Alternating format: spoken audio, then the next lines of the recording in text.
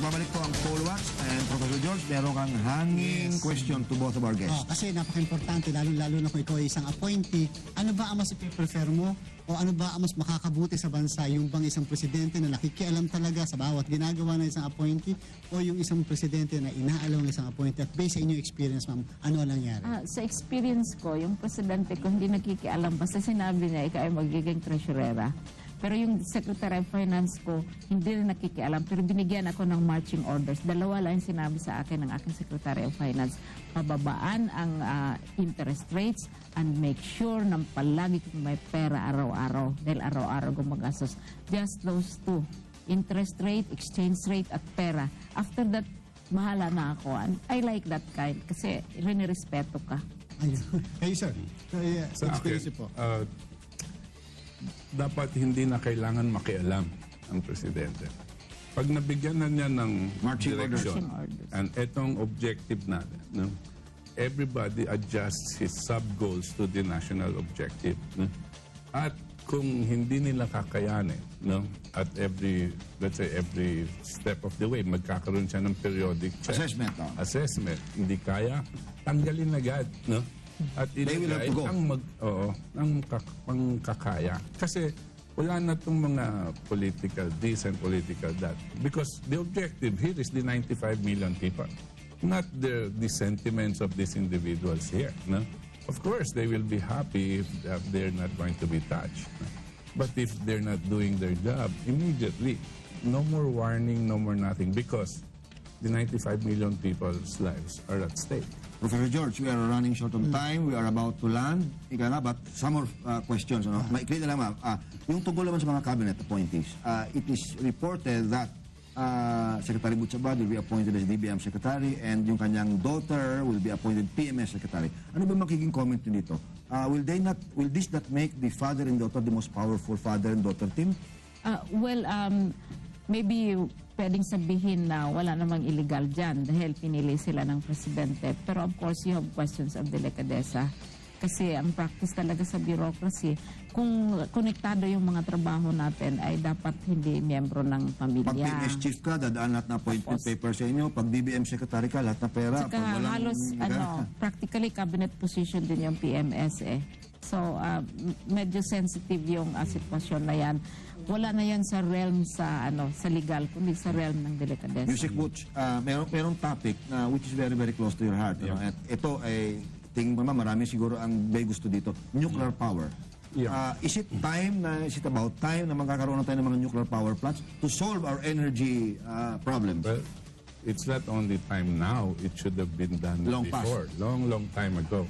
I just want to explain that, well, first of all, our organization, Philippine La Rouge Society, have made 3 urgent proposals to save our country. Number 1 is a declaration of moratorium on foreign debt payments. Number 2 is the immediate implementation of the Bataan nuclear power plant. And number 3, it's the massive science-driven, infrastructure-based food production program. Even if we were to double, triple, or quadruple the food production in our country, it is the best antidote for what we expect to be hyperinflationary situation. Now, going back to the Bataan nuclear power plant, yung inumpisahan ng Taiwan na Bataan nuclear power plant, sabay nung atin more than 20 years ago, they now have 7 nuclear power plants. We only have 1, and we have not produced a single watt from it. Is that even operational? It's not operating. That's why we paid $4 billion on this over the past 20 years, and not produce a single watt from it. Yung sa only what not? yung sa South Dahil Korea, sa corruption. right. South Korea was ahead of us. Exactly the same nuclear power plant that was put up by Westinghouse.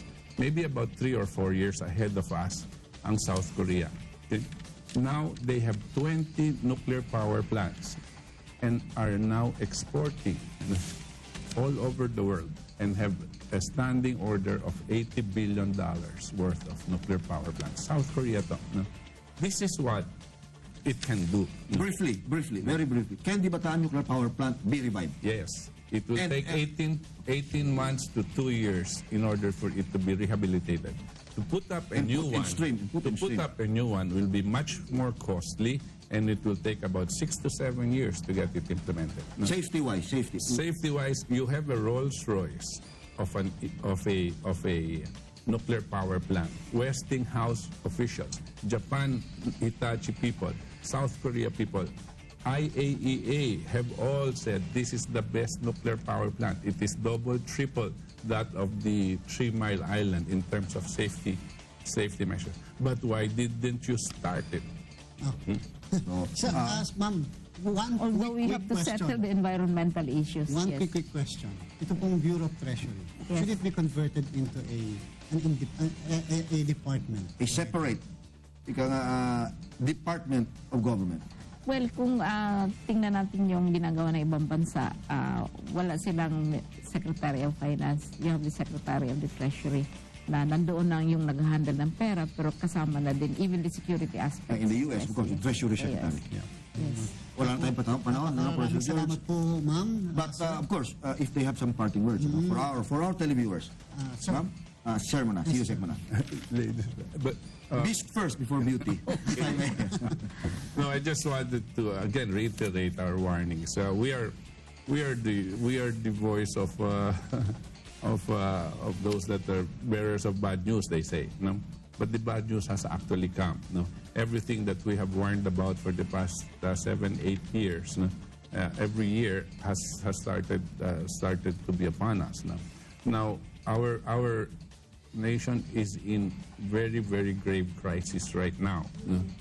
And I think we have to address this situation, or else we will plunge into a level of quality of life never before felt by our people in its whole history.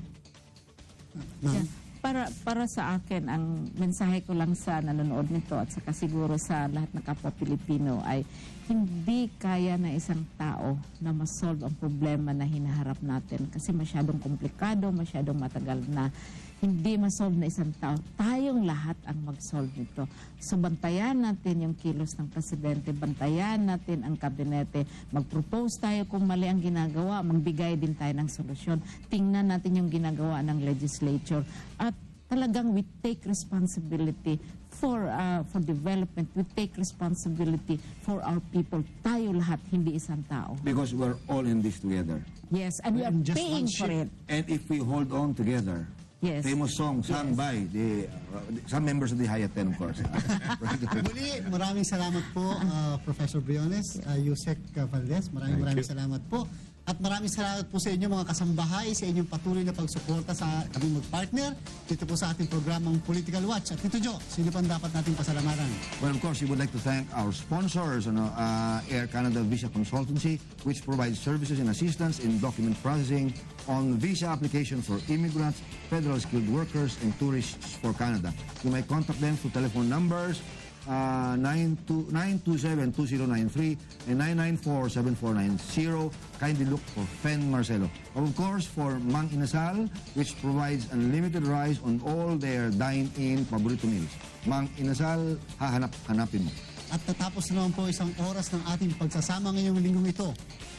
Sa susunod na Biyernes, himay-himayin natin ang mga nalalaman ng inaugural speech ng President-elect Noynoy Aquino. Hanggang sa susunod natin pagkita, dito lamang sa Political Watch. Salamat sa Diyos.